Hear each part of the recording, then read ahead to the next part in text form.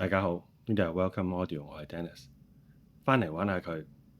嗱，今日呢，就想同大家玩下一個我認識咗好多年嘅牌子。以前呢，心思思想買佢啲嘢玩，但係原來我發覺我一直呢都未試過玩佢啲嘢喎。呢個牌子呢，就係 Cambridge Audio。哇，睇翻資料呢，原來 Cambridge Audio 呢個牌子呢係仲大過我嘅，喺1968年呢就開始經已成立。咁 Cambridge Audio 同 Cambridge 呢間大學有冇關係呢？原來係有。原來咧最初嘅團隊咧就係由呢個大學嘅學生加埋教授去組成，咁而開創咗呢間公司。當然啦，經過咁多年，呢間公司咧亦都買賣咗幾次。嗱，呢個牌子有咩特別呢？嗱，以前真係細個未有錢玩 Hi-Fi 嘅時候咧，係會成日咧去啲唔同嘅鋪頭度啊，包括豐澤啊，去聽下佢嘅聲音，覺得咧嗰陣時已經覺得佢好好聲。咁但係咧，到自己發燒嘅時候呢，又真係未試過買佢啲機嚟玩。嗱，咁啱呢，鋪頭呢就翻咗一部 Evo 150 SE 嘅全合屏機。嗱，睇翻呢部機嘅規格，佢呢係一個 Class D 嘅設計，跟住呢用粒 ESS 嘅9018嘅解碼，其實感覺上啲聲會唔會好硬？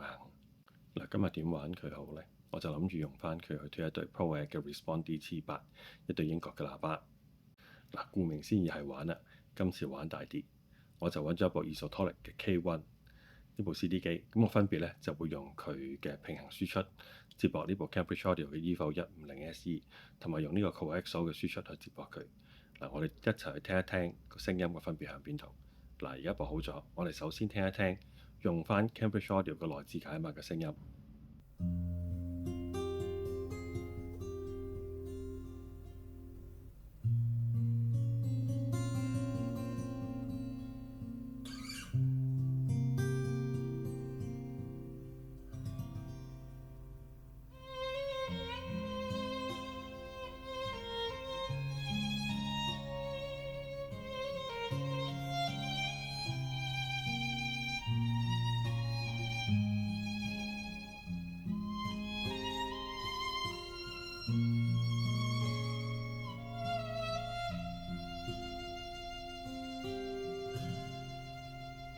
Speak softly, laugh and hold me warm against your heart.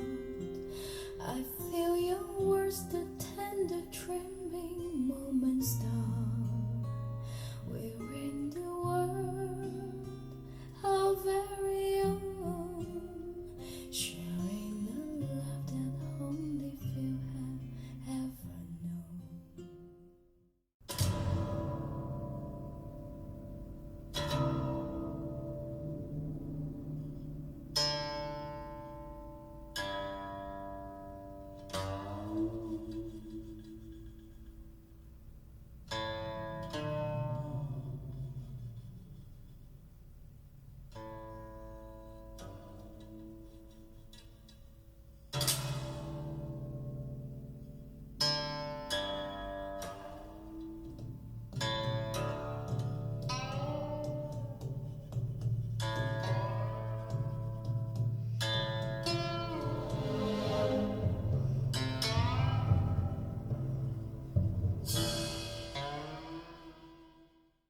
用翻佢個內置解碼，其實出嚟嘅聲音呢係非常之有足夠嘅分析力同埋音樂感嘅。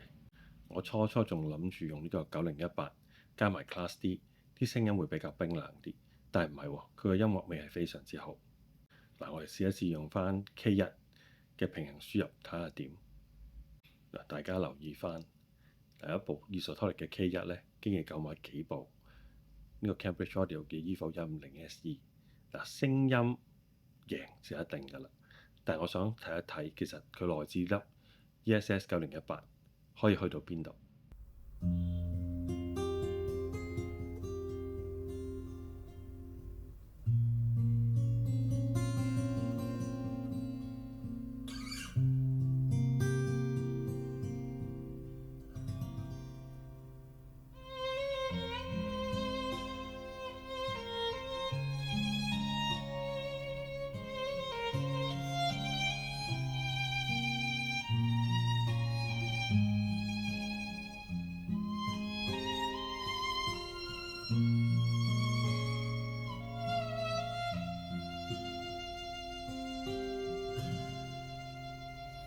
Speak softly, laugh and hold me warm against your heart.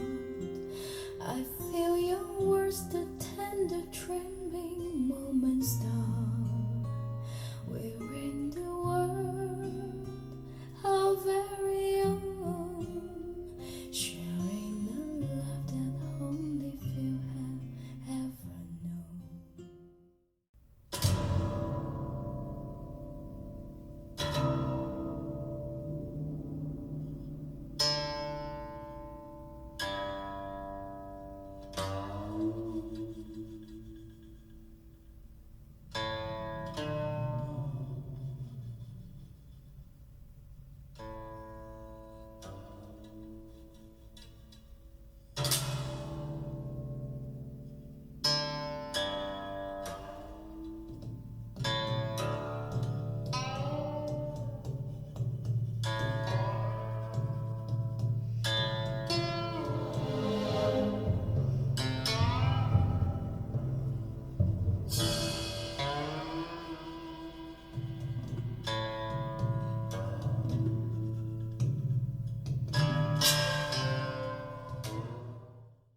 轉咗用呢個 K1 開聲咧，成個感覺亦都唔一樣咗，嗰個密度啊，同埋成個畫面嗰個穩定度咧，係提升咗非常之多嘅。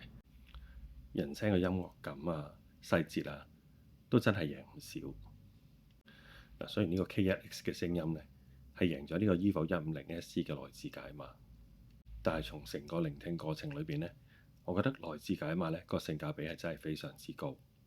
佢咧真係響啲細節啊，同埋響個動態啊、分析力上邊係輸咗，但係成個音樂味同埋音樂感咧，佢完完全全咧係可以做翻晒出嚟。嗱，另一樣嘢，我覺得呢個 EVO 150SE 咧好嘅部分咧就係佢嘅前後級嘅部分，因為用佢嚟推動呢一個 ProAct 嘅 Response DT8咧，佢係完全好容易咧俾我分別到呢個來自解碼同埋 K1 嘅解碼咧個聲音差別係響邊一度。